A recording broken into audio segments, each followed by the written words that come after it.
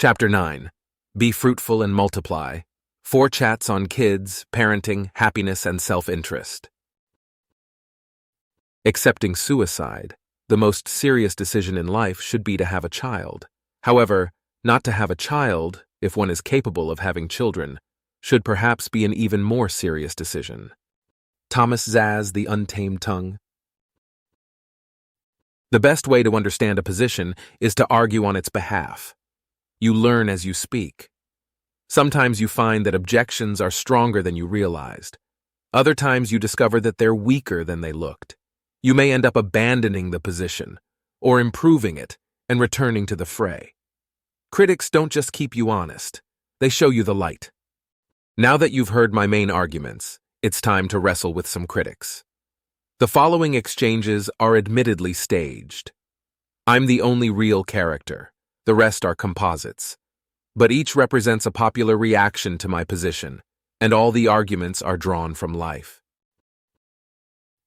The cast.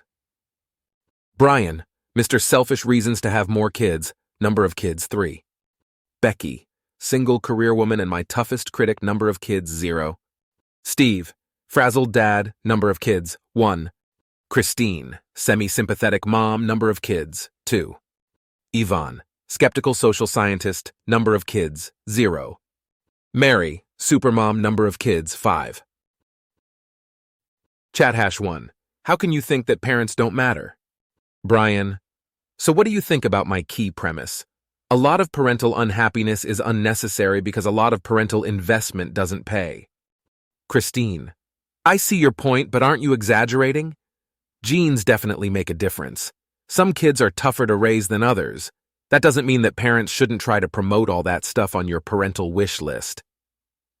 Bryan, health, intelligence, happiness, success, character, values, and appreciation.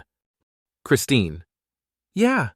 Are you saying that parents shouldn't tell their kids to brush their teeth, eat their dinner, and go to school? Ivan, good question.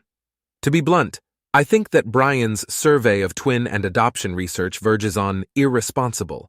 There is lots of evidence that environment matters. He should objectively summarize instead of cherry-picking. Bryan, hold on, Ivan.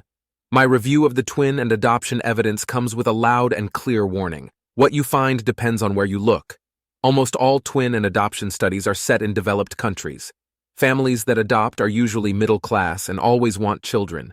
It would be irresponsible to read these studies, then tell the world that child abuse does no lasting damage or that your child will turn out equally well if he grows up in the third world.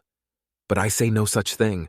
I'm more than willing to believe that horrible families cause sickness, stupidity, unhappiness, failure, and vice. Christine, so what exactly are you saying? Bryan, that the child-rearing strategies that parents frequently use in countries like the United States, Sweden, and Australia end up producing surprisingly similar adults. I'm not talking about freakish parents who never tell their kids to brush their teeth, eat their dinner, or go to school. Ivan, so as long as the typical adoption agency would consider you a fit parent, the details don't matter? Bryan, basically, parenting has a pretty big effect on how much your kids appreciate you. That's important to me, and I bet most parents feel the same way. Parents also have a few large, superficial effects. They powerfully influence their kids' religious affiliation and political party, but not their deeper religious and political orientation. Christine, what else? Bryan, many studies also find small parental effects for other items on the parental wish list, though plenty find no effect at all. But even if pushy parenting makes a slight difference, it's not worth it.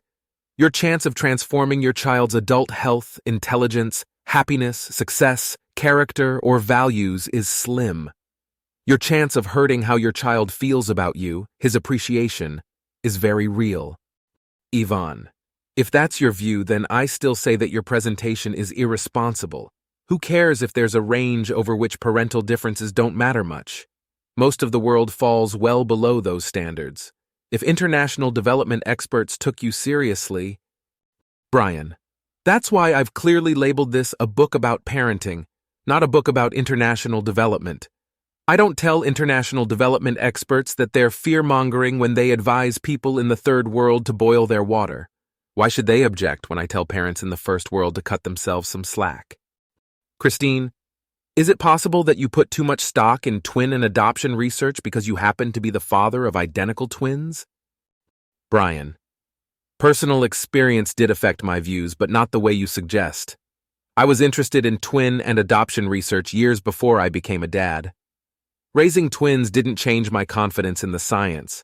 My sons were about as alike as the research predicted. But having kids made me appreciate the practical relevance of behavioral genetics. The point of medical research is to help doctors. Shouldn't the point of twin and adoption research be to help parents? Christine, I've never actually read one of these studies. I honestly don't know enough about statistics to judge their trustworthiness. When they go against common sense, isn't that a big strike against them? Ivan, I'm with Bryan here. You can't rely on common sense, Christine. Common sense tells us that the earth is flat. Bryan, hold on, Ivan. I'm with Christine. If a study you don't understand contradicts your first-hand experience, it's reasonable to doubt the study.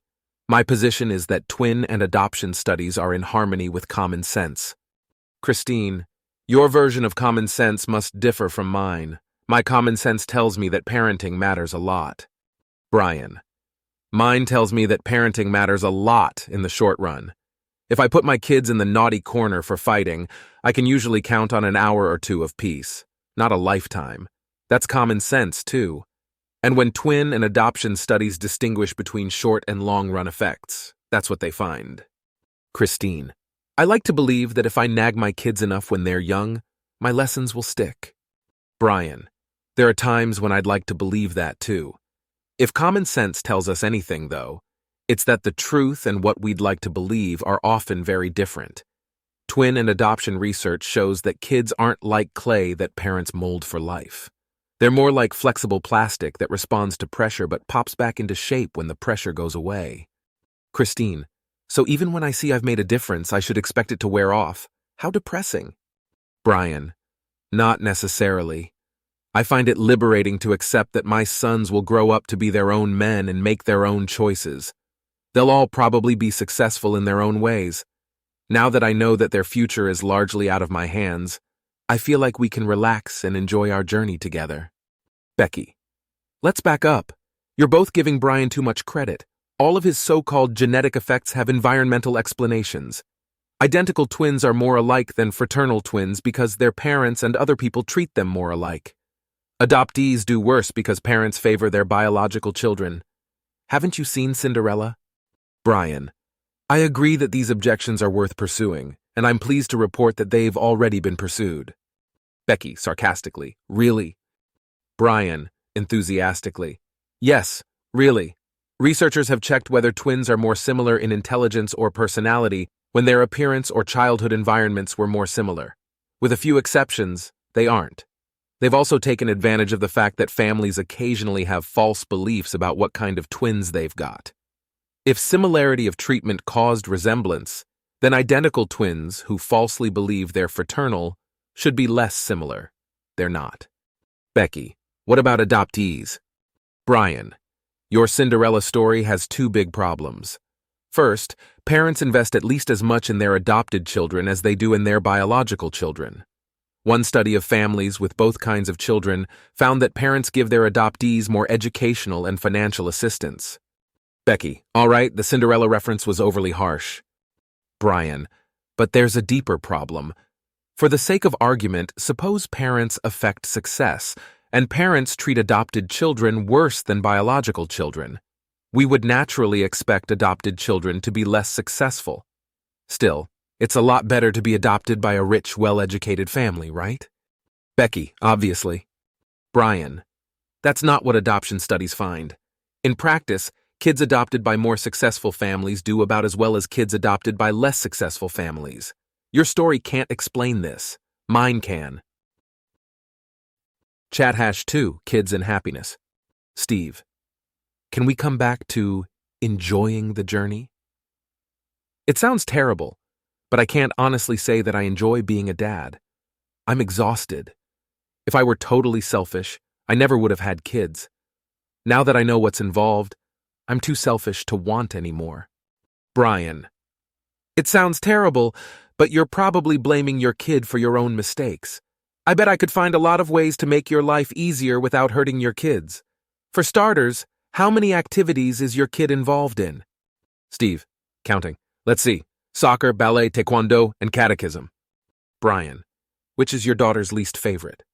Steve, probably ballet. She whines every time we tell her to go get ready. Bryan, great. Cancel ballet, stay home and take a nap while she watches TV. I just made your life better. Steve, that's no way to raise a kid. Bryan. Says who? She doesn't like going to ballet. You don't like taking her, and the job prospects for ballerinas aren't that great anyway. I'm not telling you to cancel all of her activities in favor of TV, just to make a judicious adjustment. Steve, I probably wouldn't even get to take the nap. Before long, she'd be running around screaming. Bryan, have you tried discipline? Steve, I'm so tired that I don't have the energy for discipline. It's easier to let her have her way. Bryan, in that case, canceling ballet is better than I thought. Instead of taking a nap, use the energy you save to invest in discipline. It will more than pay for itself. Steve, maybe for some kids, but my daughter is trouble. Bryan, how is that an argument against discipline? The more trouble your kids are, the more you have to gain. Suppose parents can cut their kids' bad behavior in half by laying down the law. Parents with model children would hardly notice the difference. But you sure will.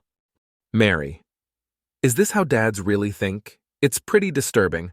My 5 children are enrolled in 13 different activities, and I'm not complaining. Being a parent is about giving your all, not cutting corners and taking naps. Steve. Sigh. You're right, Mary. When I see parents like you, I feel pretty guilty. I know I could be doing a better job. Bryan. I don't see why either of you should feel guilty. Mary's a great mom, but her schedule isn't for everyone. Steve loves his daughter and takes good care of her. He gave her the gift of life. What has he got to feel guilty about? Mary. That lack of discipline will hurt her later in life. She won't have the skills she needs to excel in school or work. Who knows? She might even end up pregnant or in trouble with the law. Bryan. Highly unlikely. Twin and adoption studies find little or no long-run effect of parents on education, income, criminality, or teen pregnancy. Still, I second Mary's advice. Steve needs to use more discipline. Not because lack of discipline hurts his daughter later in life, but because lack of discipline hurts Steve right now. His daughter makes him feel like a prisoner in his own home. Steve has to stand up for himself. Mary. I hate to bring this up in front of Steve, but if parents don't matter, why are my 5 kids so much better behaved than his one? Steve. I suppose I should blame myself.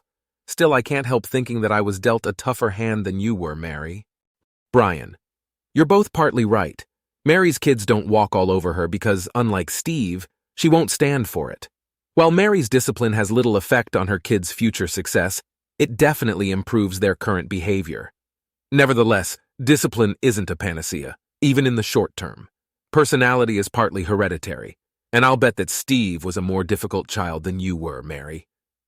Mary. I still don't like your attitude, Bryan.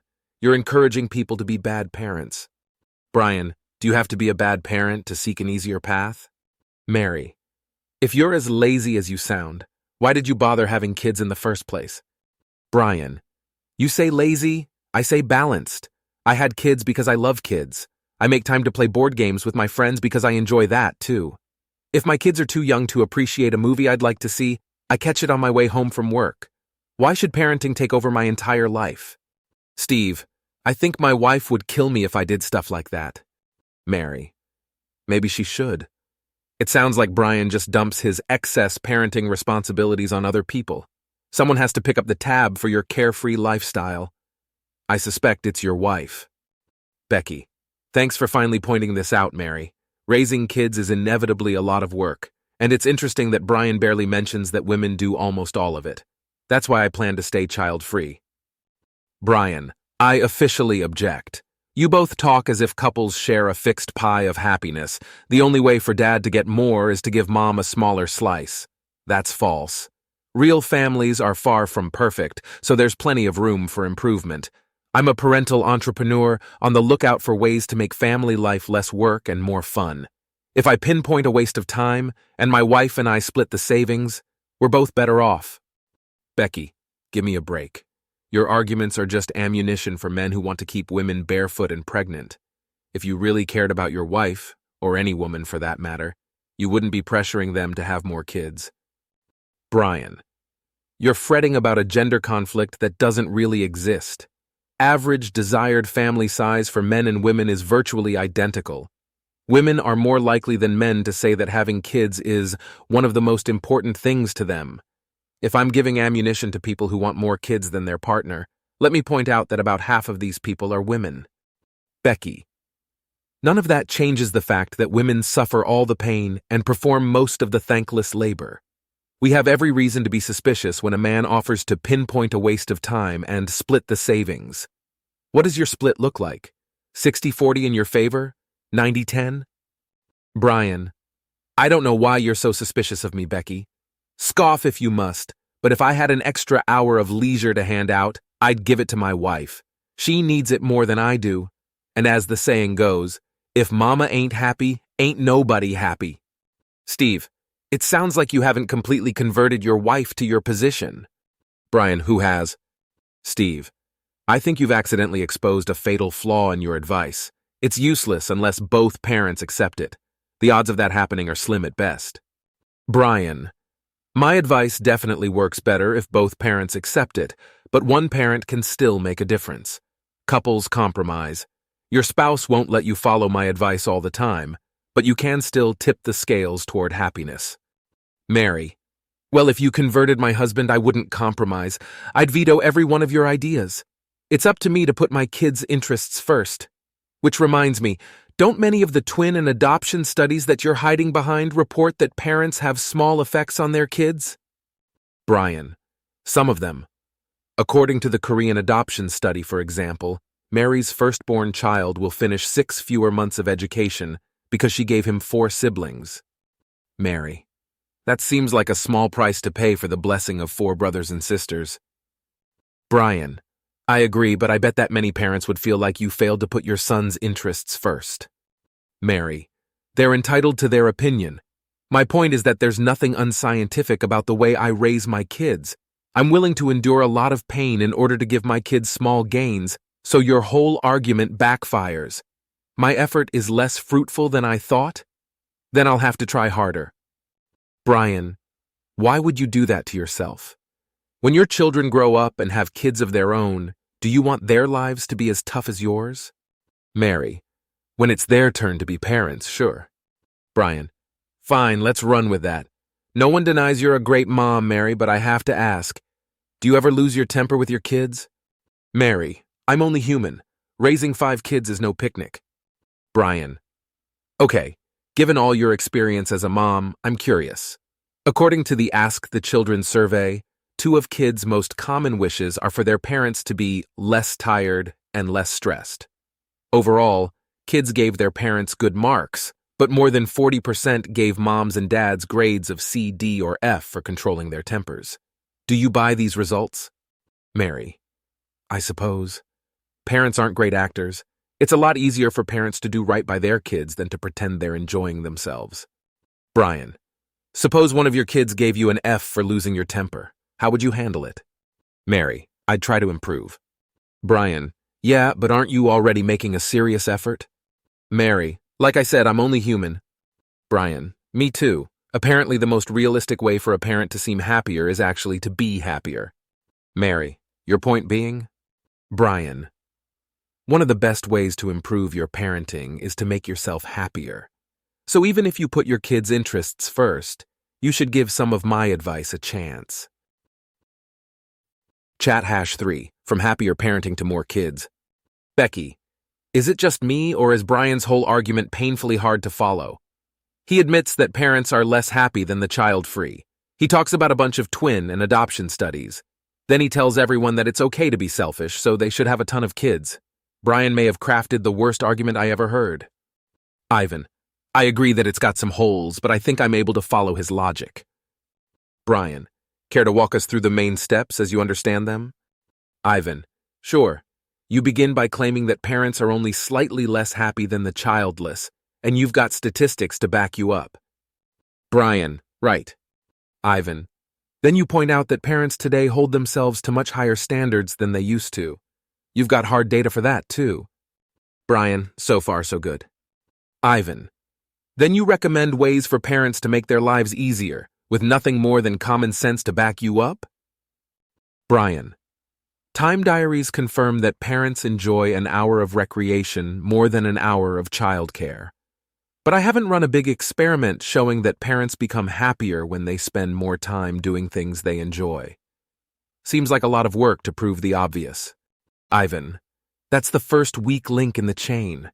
Your next big step is all the twin and adoption research, which supposedly shows that parenting doesn't matter. Bryan, you're overstating my case. What twin and adoption research shows is that parenting matters a lot less than most parents think.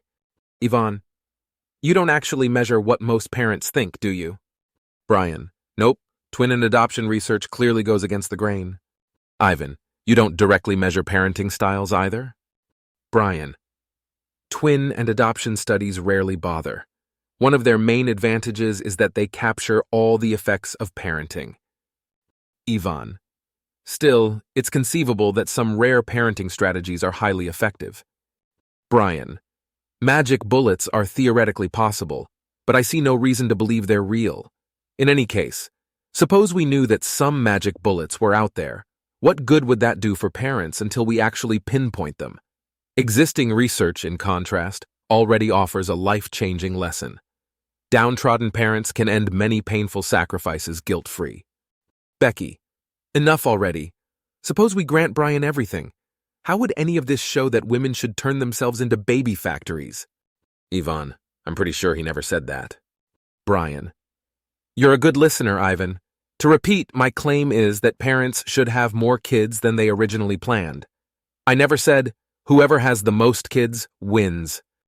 Becky, then why do you have so much respect for Mary? What's so great about moms with 5 kids? Bryan, Mary's doing the world a favor. Her 5 kids make the world a better place, and she deserves our gratitude. But that's not central to my argument. Want to wrap this up, Ivan? Ivan, sure. The last step in your argument is that the price of high-quality kids is less than parents imagine, so selfishly speaking, they should buy more. Becky, are you going to let him get away with that, Ivan? Ivan, from a social scientist's point of view, the last step in Bryan's argument is the least debatable.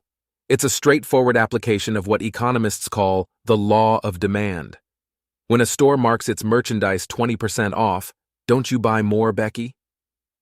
Becky, yes, but we're talking about babies, not clothes. Ivan, the same principle applies. When stuff gets cheaper, prudence tells us to stock up. Bryan, well said, Ivan. Before you correct me, though, let me add 2 caveats. First, if a good is indivisible, like a car or a baby, a 20% price cut might not be enough to make you buy one more. Second, if you dislike a product, the price doesn't matter. I hate pickles so much that I wouldn't eat them even if they were free. Okay, now that you've correctly explained my argument, I've got one question for you. Are you convinced? Ivan laughs. Every step in your argument would require a lifetime of research to establish. You're about to turn 40. Spend a few more centuries on this project, then ask me again. Bryan laughs. You're forgetting one thing. I don't have to do the basic research myself. I'm happy to stand on the shoulders of giants. Ivan, even so, you can't see very far. None of the research you rely upon is fully convincing. Bryan, even if this were pure research, I'd say your standards are unreasonably high. And I'm not doing pure research. I'm trying to give scientifically literate advice. Ivan, I still think you rely too heavily on your own introspection and not enough on science. Bryan, introspection pops up in a lot of my arguments, I'll grant you that. When you're giving personal advice, however, it's okay for introspection to play a larger role than in pure research. Introspection is a great way to check whether a factor is important for you. If your introspection disagrees with mine, discount my advice. However, if your introspection agrees with mine... Ivan, Bryan, okay, now I've got a challenge for you. You're planning on having kids, right? Ivan, yeah. Bryan, so how do you plan to raise them? Will any of my arguments affect your decisions? Ivan, I guess. What you're saying is less stupid than most of the other stuff people say about parenting. Bryan, So, you understand my argument and it's persuasive enough to sway your behavior. You know what, Ivan? Being less stupid than most of the other stuff is good enough for me. Chat #4. Kids and selfishness. Christine. You make some decent points, but I don't like how you package them. I don't see why selfish people would have kids in the first place. Bryan. Selfish people have kids for the same kinds of reasons that selfish people buy HD TVs or trips to Japan. Maybe kids are fun, interesting, or cool. Maybe parents want a challenge. Christine. Fine, but what about all the drawbacks of parenthood? Why do you try to convince us to have more kids instead of neutrally listing pros and cons? Bryan. I don't want to insult my readers' intelligence by reminding them of the obvious. Every potential reader of this book knows that babies cry, kids cost money, and teenagers are surly. When people decide how many kids to have, I assume that they've already factored this knowledge into their decision. My goal is to give readers non-obvious information, and this information happens to weigh heavily in favor of more kids. Christine. What about the happiness research showing that kids make people less happy? Bryan. I think this finding is already widely accepted. Young adults delay childbearing because they want to have fun. Parents complain loudly about their sacrifices. Television and movies aimed at adults rarely make parenting look easy. Christine. If it's so obvious, why discuss happiness research at all? Bryan. To lay the ground for two non-obvious points. First, the size of the effect is surprisingly small. Given all the unnecessary toil parents impose upon themselves, the measured effect of kids on well-being is better than expected. Second, it's not hard to flip the direction of such a small effect. People can have the pride and joy of being a parent without surrendering the pride and joy of being an adult. Christine. Suppose I didn't want to have kids, how would you change my mind? Bryan. The book isn't called Selfish Reasons to Have Kids, it's called Selfish Reasons to Have More Kids. Christine. Yes, but one is more than zero, right? Bryan. Fair enough. I guess I'd begin by asking whether the person likes kids. Christine. If not? Bryan.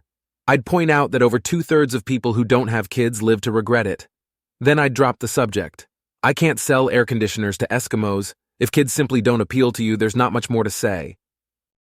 Christine. On the other hand, if I like kids but think the price too steep. Bryan. Then I'd give you my whole spiel. Today's typical parents artificially inflate the price of kids, needlessly worry, and neglect the long-run benefits of larger families.